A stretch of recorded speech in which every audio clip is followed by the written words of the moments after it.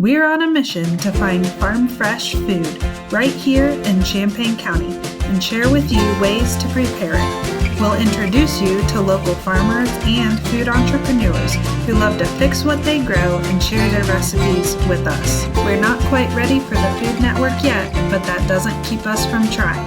All right, so Kelly and I are back for our second cooking video here. Raspberries are just starting to come on, and one producer that I've had the opportunity to work with over the years is Kathy Pullins and her husband Mike. They have Champaign Berry Farm outside of Mutual, and she of course uses berries a lot in her cooking, and they enjoy eating them, but one of her famous recipes is black raspberry cobbler, so she's going to show us how to make that today. Great, thanks Amanda. And as you can see, my recipe is old and well used, and this is a favorite of all of ours. I make it at Christmas, I make it at Thanksgiving, birthdays. It's very easy, which is why I'm making it versus a pie. And it's just something that we all love. So I'll get started here. I'm going to start with a cup of sugar, and I have everything pre-measured. I'm going to dump that in my pan. And then I'm also adding 3 tablespoons of cornstarch as the thickener. And I'm going to mix that up pretty well so that we don't have any lumps. Oh, and I'm also going to turn my oven on. Oops. To 400. It's a pretty hot oven, but it helps the crust to be really nice and crispy. And you'll see that. So I'm going to mix this up, and I'm going to pour in 1 cup of water.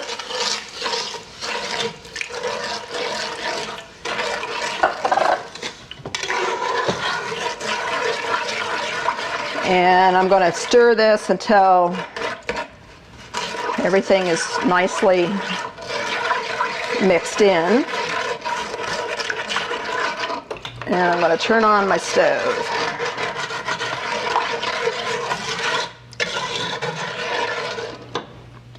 And we're going to wait a little bit until this boils. So we might want to talk about the nutrition aspects of black raspberries. So black raspberries and berries in general are always high in antioxidants, fiber, vitamin K, vitamin C, and they provide very heart healthy benefits for lowering blood sugar and circulation. And they are full of ellagic acid, and ellagic acid has been shown to show some anti-carcinogen effects, especially with esophageal cancer. So we have in the past worked with Dr. Gary Stoner at Ohio State University. It's been a number of years ago, but he was doing the research on the ellagic acid. And they were coming up with a capsule, I believe, with black raspberry powder. And then I also read online about someone else, another researcher, I can't say where it was using a gel-like substance with black raspberries in it to put on the mouth area.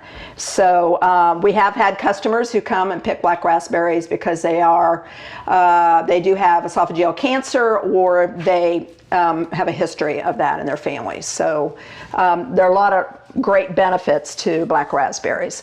They're one of those really dark fruits that we're always encouraged to eat a rainbow of colors, and they're one of the darkest, along with blackberries, blueberries, are all excellent sources of good nutrition. So how long have you guys had your berry farm?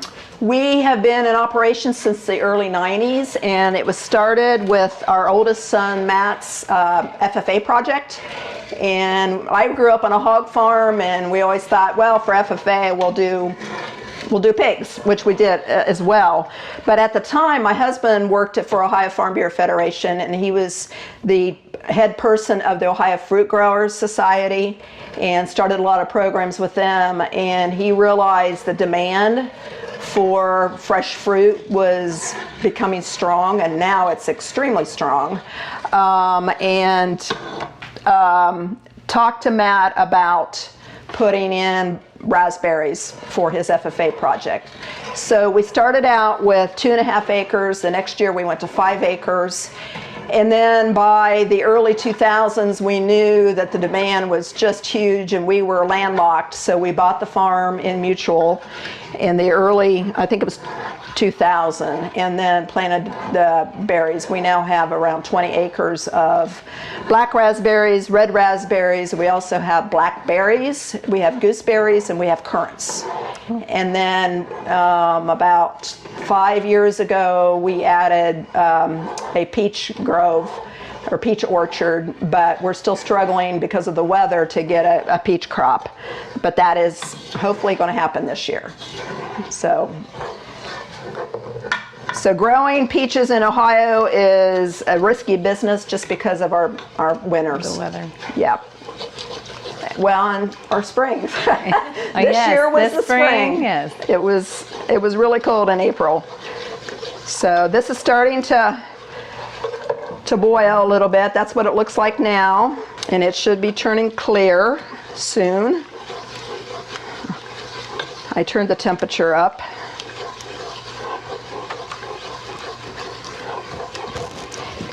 And you want to continually stir this so it doesn't get clumpy, gloppy.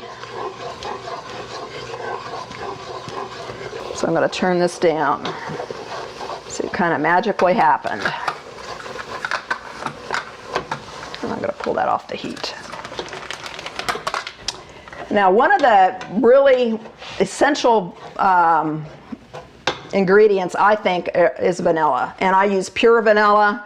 I don't use the imitation. It has to be pure. It's supposed to be a 1/4 teaspoon. I just estimate what looks good. I like a lot of vanilla in it. I'm going to stir that in, and then I'm going to add, this is 1 quart of black raspberries, which is the equivalent to 4 cups of berries. And I just got these out of the freezer this morning, and they don't have to be totally thawed out. They're a little easier to get out of the package when they're totally thawed out, but Use fresh raspberries. you can use fresh raspberries. I don't have time to make this during the berry season, so all of mine are frozen.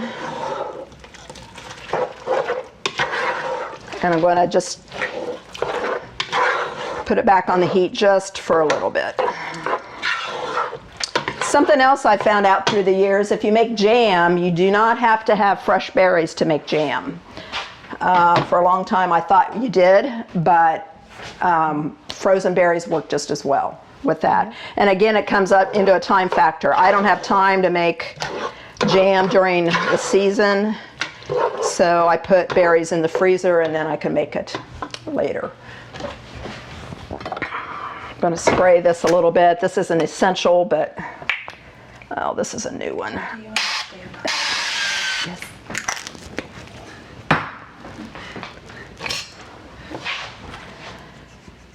So I'm going to pour this into the pan, 9 by 13. Another tip, if I'm making for a crowd, I double the berry recipe, but I do a single of the topping so that we get more berries per bite. And my husband likes lots of berries, so we really like that. I need to turn that off. So you can see the deep, rich color. Let's spread that out. Looks delicious. It's Doesn't. It's yummy. Okay. And then next I'm going to work on the topping. And for the topping, I'm going to put in a cup of flour. And our family has a lot of individuals who need gluten-free. So I normally make this with spelt flour, or I've also used the gluten-free mix that's available now. And then 3/4 of a cup of sugar. And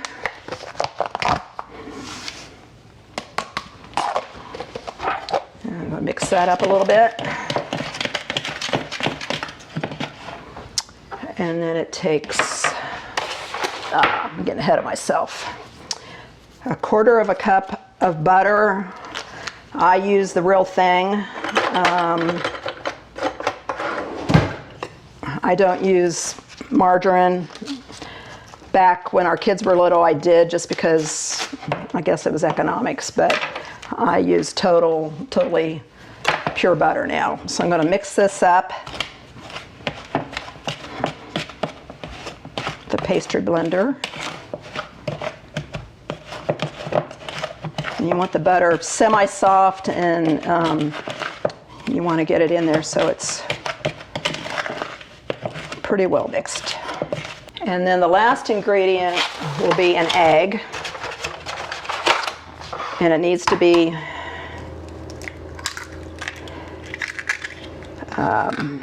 scrambled a little bit.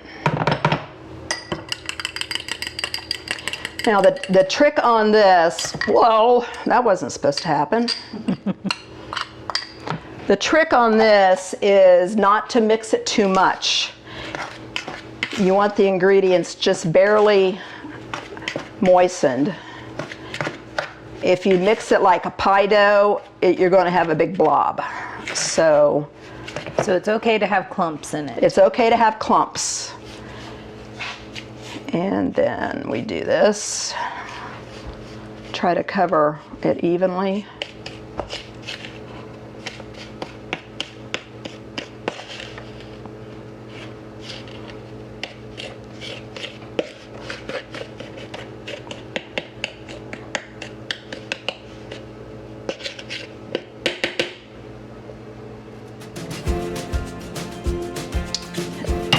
And that's it.